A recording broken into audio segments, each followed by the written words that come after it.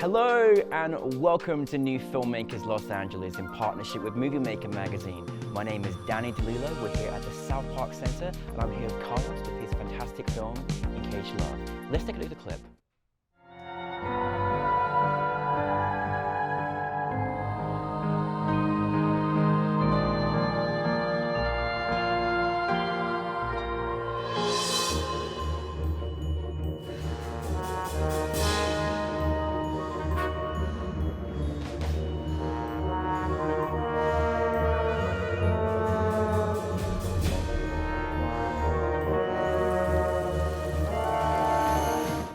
Carlos, it's a delight to have you here. Thank you so much for being here. It's nice to do it in person as well. Thank you so much for bringing your film. You're super talented. I'm so excited to get into it. But for those that have not seen your film, tell us a brief synopsis. Yeah, so In Case You Love basically is a migrant story. It follows the innocence of a child who sort of left alone at home and migrates to find his mother. And along the way in the journey, he sort of encounters the many dangers that you could follow as you migrate, to any country. So it sort of works as a fable. We work with different symbols and little creatures that appear in the film, and it was a stop motion film. It took so long, but it has a great message, and it's great to watch. All right, Carlos, it was beautiful to watch. It really was. Like, your style, your stop motion is captivating. And yet it's a very tragic story that's happening in this country. I've never seen a film, like that before in this style, and it was so great to see. But this is a very serious matter. Where did the inspiration come for you in deciding to make this project? Yeah, I'm an undocumented filmmaker, so I have DACA. So for me, migration and the topic of immigration is a huge issue in my life. So I wanted to tackle that directly and tell the story about kids who are being detained and separated from their families and being torn apart. You see that in the imagery, and it looks terrifying just to see it.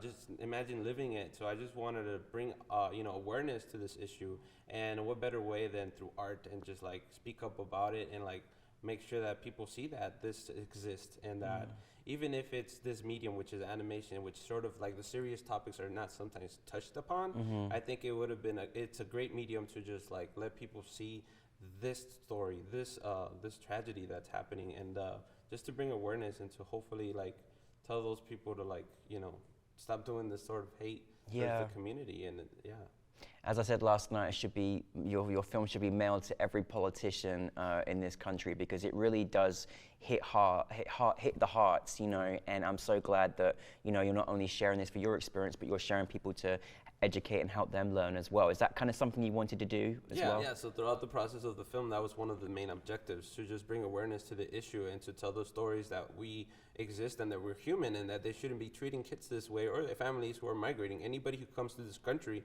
is basically pursuing their dreams and wanting something better for their families.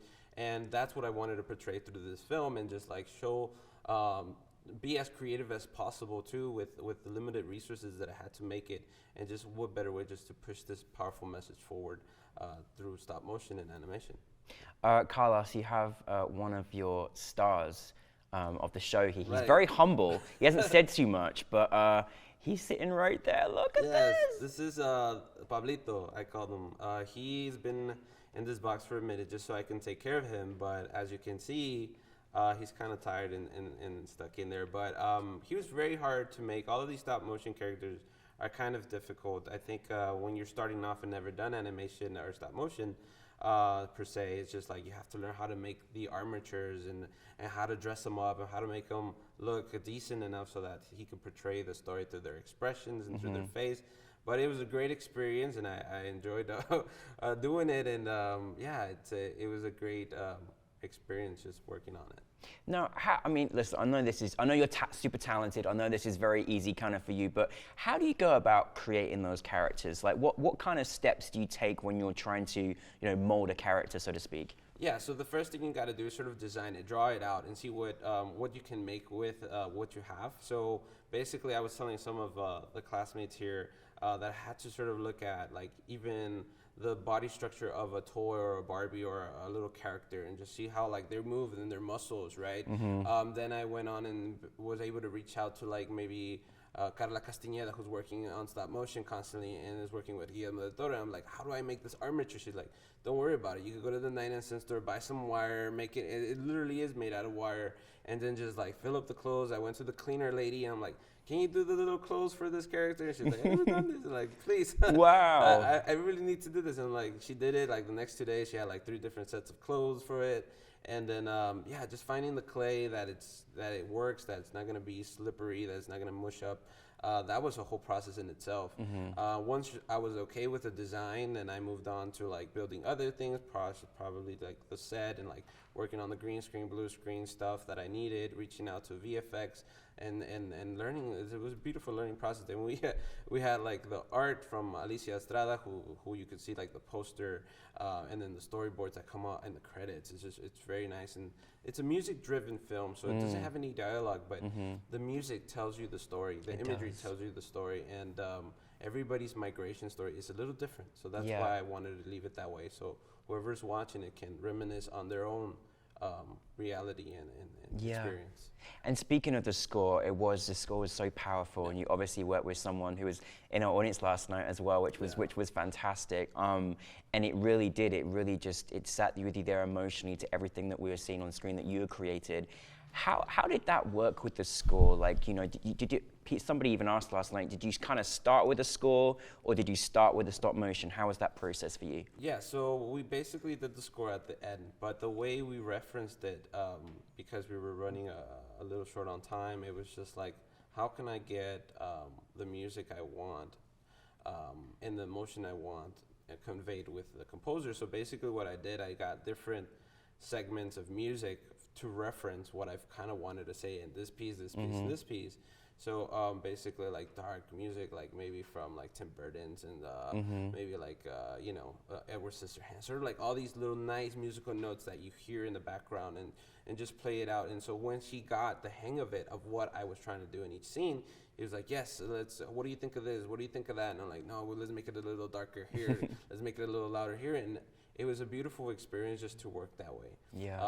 I don't think sometimes what happens with directors is be like, here's the project, you figure it out, right? But for me, it was like, no, this is a very important process because this is part of the story. This is what you're seeing along the way. So that was a beautiful experience just to work with Rafa, and everybody loved his music, so I'm very happy. Yeah, it was credit to you and credit to him because it really works so well with the film. It's so effective. Now, I can't believe, I always say people with stop motion have incredible patience because you really do to kind of, create all those different sequences. How long is the process that you kind of took making this project? And would you say within the context, what was the biggest challenge in this particular film for you? The process in itself was probably a year. It was a back and forth situation. So like, I would do this at work. So when I had like a little free time, I would go back and I made like a little studio there. And so like everything was already set up. I'll take like an hour and just start moving the stuff and fixing and like organizing the puppets and just like trying to see what I can do. But it was a very tedious and very time-consuming project because again, I was learning along the way. I was my own sort of like teacher.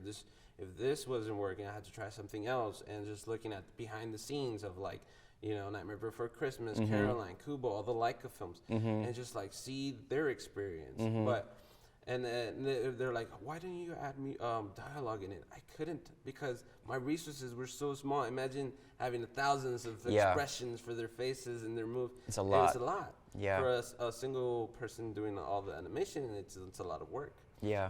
But that's the thing. That was the beauty too, that I wanted to show others that you can do films with very little resources, and as long as you have the will and you're inspired by the story, you can make stuff happen. Yeah. Sometimes people limit themselves because, I don't have the money, I don't have that very expensive camera, I don't have certain such thing, right? But those are just excuses. Yeah. So why not just push forward and work with as creative as possible as you can with those resources that you have available.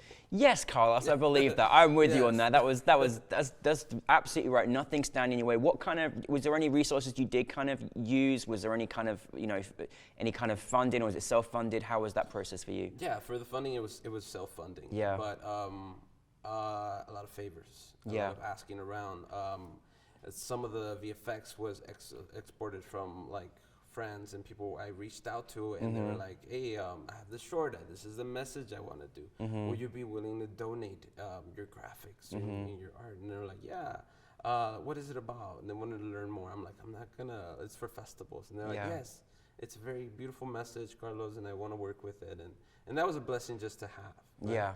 Because I was able to reach out and find the things that I wanted, and people were willing to do that. You don't get that often, No. but sometimes that's the only thing you have to do is ask. The worst thing they can say is no, and it's like I said, a learning process. Yeah, and you made it happen anyway, Yes. Carlos, because you're determined. I love it. No, I just want to say it's an honor to have your particular film with your subjects. What you've been through in your own experience, and I don't think we can ever stop talking about what it's like for undocumented immigrants, but also what's happening. What has been happening at the border. Obviously going through your own experiences and people that may have experienced similar. What did you want your audience to take from your film, and what kind of reaction have you received from this? Yeah, so basically what I wanted people to see is basically the injustice, the stuff that's happening across the border, the separation of families, the inhumane actions that are putting people in cages and just separating them is just like, it's the worst thing you can do to anybody. Yeah. Taking their kid away from their mom, and then like what happens is that they're not taken care of right. They're put in these places where it's cold. They don't give them the right amount of nutrition food. They don't give them the necessary things to take care of themselves. During COVID, it's even worse. So just basically being aware that this stuff is happening and that we need to do something about it. Yeah. That was the goal. And it's beautiful. I've gotten compliments where it's like they want to see it maybe into a kid's book, which is something I'm considering. But yeah, it's constantly doing this type of art that can continue speaking up for our gente, for our community, and that our stories matter. And then whether it's through a documentary, a narrative, or of animations, we have to continue creating. Yeah, I want to see him in a kid's book. That'd be beautiful. So Carlos, what is next for you? Yeah, so I've just finished a documentary called Con Máscaras y Sin Papeles that I'm now submitting to festivals. It's about a luchador who is documented, but we follow his journey in and outside the ring, and that was sort of like a great experience too. I had the sort of session from like editing through the match and then cutting back from the match that he's in and to reality, and sort of back and forth, and we see the ins and outs of it at the very end, and that was pretty cool. You're making great and important stories, Carlos. We're so lucky to have you in this industry, but thank you for bringing your film to us at New Filmmakers LA, and welcome to the family. Thank you. Thank you very much. Thank you.